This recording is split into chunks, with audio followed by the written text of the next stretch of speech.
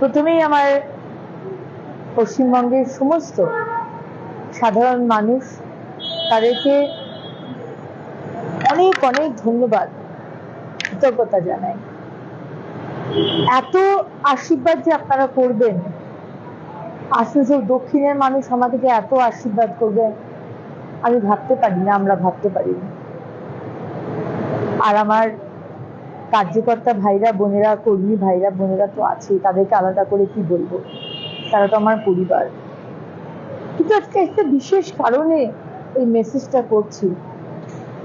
কয়েকদিন আগে আমাদের, গতকাল বোধহয়, সম্মানীয় রাজ্য সভাপতি শ্রমিক ভট্টাচার্য মহাশয় এবং আমাদের বিরোধী দলনেতা শুভেন্দু অধিকারী মহাশয় খুব ক্লিয়ারলি আমাদের কার্যকর্তাদের উদ্দেশ্যে বলেছেন যে 2রা মে 2021-এ তৃণমূল যেভাবে অত্যাচার করেছিল আমাদের উপরে,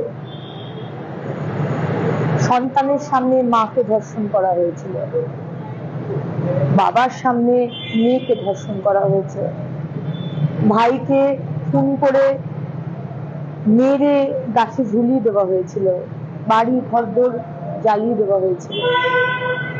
আজকে তৃণমূল যেটা করেছে আমরা কিন্তু সেটা করব না। তাহলে আমাদের আর তৃণমূলের মধ্যে পার্থক্য কি হলো?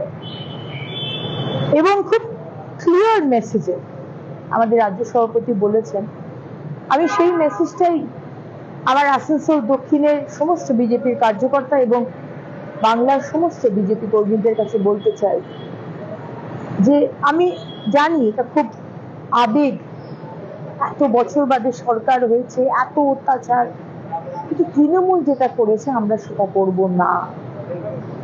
আমরা কোনো তৃণমূলের গায়ে হাত দেবো না, অশ্রাব্য ভাষায় কথা বলবো না, মারধর করবো না, ভাঙচুর করবো না।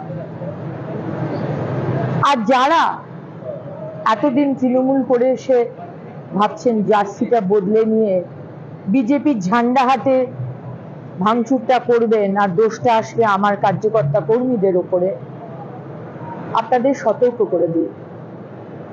আমার আসানসোল দক্ষিণে কিন্তু পুলিশকে আর প্রশাসনকে খুব ক্লিয়ার মেসেজে বলা আছে, যদি কেউ তৃণমূলের গায়ে হাত দেয় আর ভাঙচুর করে আর আমাদের বদনাম করার চেষ্টা করে, আপনাদের কিন্তু অ্যারেস্ট করা হবে। এবং আপনাদের ব্যবস্থা আমরা কি করব, সরকারটা হয়ে যায়, আমরা সব ব্যবস্থা করব, সব যোগ্য জবাব আমরা দেব। কিন্তু আপনাদের মতো আপনারা যেটা করেছেন এই 15 বছর এবং 2021-এর 2রা মের পরে পোস্ট পোল ভায়োলেন্স, আমরা কিন্তু আপনাদের মতো এত নিচে নামতে পারবো না। এইটুকুই বলা ছিল। অনেক অনেক ধন্যবাদ। ভারত মাতার জয় হোক।